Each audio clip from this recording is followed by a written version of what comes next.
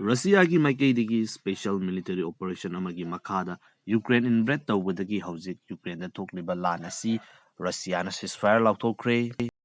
hawjik chathariba Ukraine gi war asi oiba anoba video update amada amukka hanna taramnuk seri ngasi gi oiba update punna ming tabinasi Russia's Maikaidigi ngasi 5 March 2022 ngasi gi numit asida ceasefire Laothokre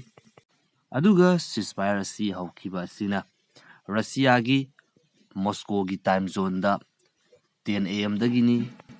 ceasefire Laothokriba mafam asina Ukraine eastern thangba sarukta leiba Mariupol amasung Volnovaka hairiba city ani sidani Russia's Maikaidagi makogi asigi kongthang asi leiriba civilians sing asi thokinabagi damakta humanitarian corridors ama open tawbuni haino phongdorakli ceasefire hek Laothokribaga Eastern Ukraine gi hairiba mafamsing asida leiramba misam praja amasung mahiroising evacuation gi process asida yamna kanna changsilli ceasefire asi matam kayam kuina gino haibadudi phongdoktri miyam amata khangnadri adubu oithokpa yaba asi misam amasung leiriba mahiroising asi lauthokraba matungda hairiba mafam asida ningtamna Russia na invade tawnaba war tawnabagi oina sinba plan adu oiramba yai